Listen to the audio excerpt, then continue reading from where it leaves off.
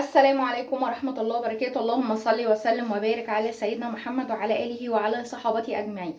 يلي بتشاهدي الفيديو ما تنسيش طبعا تصلي على النبي علشان أنا وانتي ناخد الأجر. واللي بيشاهد القناة لأول مرة يسعدنا جدا اشتراكك وتفعيلك للجرس علشان يوصل لكم منا كل جديد. واوعي تنسي يا ست الكل اللايك الحلو اللي بنستناه منك، وده لانه بيدعم الفيديو جدا، وده بس من كرمك. يلا بينا النهارده زي ما عودتك كده من مطبخي البسيط بطريقه بسيطه جدا هنعمل كحكايه حلوه جدا كده، هشه وخفيفه وبطريقه اقتصاديه يا ست الكل. ان شاء الله المكونات كلها موجوده عندنا في البيت. يلا بينا نبدا كده ونقول على بركه الله.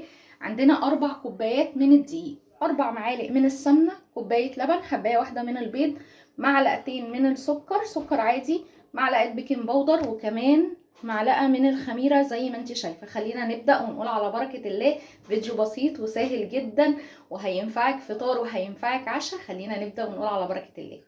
اول حاجه هنبدا بيها بسم الله كده كوبايه اللبن عليها حبايه واحده من البيض. خلاص هنضرب اللبن الاول والبيض مع بعض كويس جدا. خلينا نضربهم كده حوالي دقيقتين. ننزل بقى بالسكر وبالبيكنج باودر وبالخميره ونضرب. السمنه واللبن دافيه حاجه بسيطه جدا، مش سخنه، دافيه حاجه بسيطه جدا علشان الخميره. نكمل كده حوالي برضو دقيقتين تانيين لحد ما كل حاجه كده يعني احس ان هي دابت شويه. خلاص ايه تاني هحطه على الدقيق؟ انا حبيت احطهم قدامك. شايفه شويه الملح قد ايه؟ المعلقه اللي بنقلب بيها شاي طرفها ملح، وهقلبهم في الدقيق. وهنا دي اختياريه، انا بحب طعم السمسم جدا، احنا كده كلنا بنحب طعم السمسم جدا.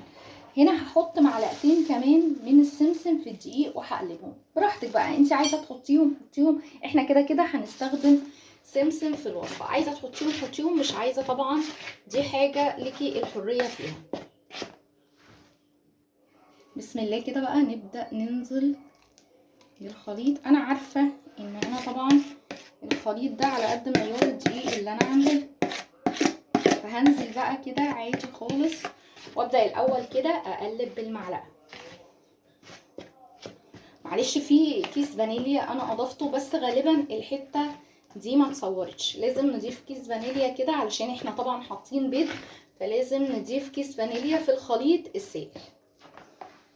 دلوقتي احنا سيبنا المعلقة ونبدأ بقى نعجن بايدينا. بصي يا ست الكل، في الاول العجينة هتبقى بتلزق معاكي كده، ما تقلقيش، كملي كل ما هتعجني فيها كل طبعا ما هتلم معاكي. خلاص هنعجن فيها مدة قد ايه عشان ما اطولش عليكي؟ هنعجن فيها بايدينا كده مدة 10 دقايق زي ما انت شايفة كده. بصي يا ست الكل، اي نجاح معجنات معاكي يبقى لازم تعجنيها كويس. خلاص بصوابعنا كده 10 دقايق. لقيتي بعد 5 دقايق العجينه لسه بتلزق معاكي، انت عارفه ان كل دقيق بيختلف عن المكان التاني، تقومي عامله ايه بقى؟ تضيفي ايه تاني؟ تضيفي معلقتين من الدقيق. العجينه بتاعتي اهي خلاص طبعا بدات تتعجن كويس. كل اللي انا عايزاه دلوقتي ان انا اسيبها ترتاح شويه.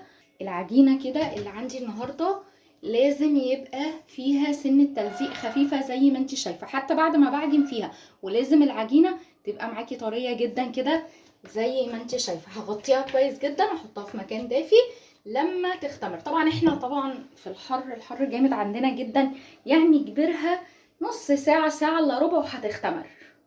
كده بعد حوالي ساعة الا ربع بسم الله انا بحب اغطي العجين كده بقماشة طبعا تكون نظيفة اكتر من الغطاء زي ما انت شايفه كده. بسم الله ما شاء الله هي اختمرت اهي. ما تنعيش هم العجين يا ست الكل. طبعا في الصيف احلى عجين تاخديه في الصيف لما كده يختمر ويبقى زي ما انت شايفه كده. عايزه تقطعيها بقى تعمليها رول طويل كده وتقطعيها مفيش مشكله، لكن انا هاخد بالنظر كده يا ست الكل زي ما انت شايفه كده. العجينه بتاعتي بتتقطع بسهوله، ادي حجمها اهو. يعني لما اكورها مثلا هتبقى الكورة. شايفة العجينة جميلة؟ لازم العجينة تبقى طرية جدا معاكي زي ما انت شايفة كده اهو. ده بيكون حجمها كده. معلقة دقيق وزعيها على الصينية علشان العجينة بتاعتنا فيها سنة تلزيق على بال ما نكور طبعا الشويه اللي هنشتغل فيهم. خلاص شكلنا شويه هم اللي هنشتغل فيهم. جبنا اول واحده زي ما انت شايفه كده. بصي الجمال، عجينه هي اصلا. بصي الوصفه كلها على بعضها ما بتاخدش اي وقت. جبت كده وفردت زي ما انت شايفه اهو، زي ما انت شايفه كده الجمال وبمنتهى السهوله. وطبعا الزيادات اللي احنا بنطلعها بنرجع نستخدمها تاني. ادي شكل القحقايه وادي حجمها. هنقلها على الصينيه معذره بس عشان الرخامه ضيقه. نعمل واحده كمان.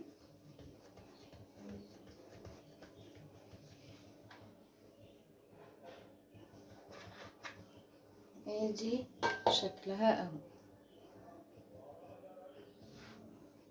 هندهن الوش بايه؟ انا الصراحه مش بحب دهن البيض اللي بيبقى من فوق الوش. طبعا كل واحد وهو ليه حريته. حطيت معلقه من السكر، كمان هحط معلقه من النسكافيه، نص معلقه كده. وطبعا في حاجات مش مقاطعه. ننزل عليهم كده ب3/4 كوبايه من اللبن، كوبايه القهوه، ونديهم بقى تقليبه كويسه جدا. بعد ما قلبناهم كويس كده هنسيبهم على كده. لا زي ما انت شايفه كده الكوبايه والصفايه، وهبدا اصفيهم علشان اضمن ان ما يكونش فيهم اي تكتلات ولا اي حاجه زي ما انت شايفه طبعا اهو. نبدا بقى ندهن وش الكعكيه. وهنا طبعا كان العجين ارتاح حوالي ربع ساعه تانية بعد ما شكلناه في الصينيه. يعني ياخد بقى كده. طبعا انا دهنه ارضيه الصينيه زيت، مولعه الفرن بقالي كده حوالي 10 دقايق. هدهن بقى كده دهنه كويسه. هدهنهم كلهم كده. بصي هحاول على قد ما اقدر كده ان انا اخد الجوانب البسيطه اللي باينه دي. لازم يخش على فرن سخن. بعد ما دهناه كده بنحاول ناخد اللي وقع من الفرشه بمنديل زي ما انت شايفه كده. علشان ايه بقى؟ علشان ما يحرق لناش الصينيه. عشان انا طبعا ما كنتش بعملها قبل كده قدام الكاميرا، بس برضو لازم انبهك للحته دي عشان الريحه لما هتدخل الفرن وهو سخن ممكن يخدعك وتفتحي عليه قبل وقته مع لسعه الصينيه. قد ما نقدر كده ننضفها بالمنديل. يلا نديلها بقى كده بسم الله رش من السمسم كده. انا هنا جايبه السمسم الابيض علشان انا بحب ايه الحاجه لو هتاخد وقت في الفرن يبقى اجيب لها سمسم الابيض. زي ما انت شايفه كده احنا رشيناها بالسمسم. بنضغط عليها ضغطه خفيفه بسيطه كده علشان بس ايه السمسم يبقى متماسك فيها. يلا بقى ندخله على فرن سخن زي ما احنا قلنا بياخد حوالي نص ساعه.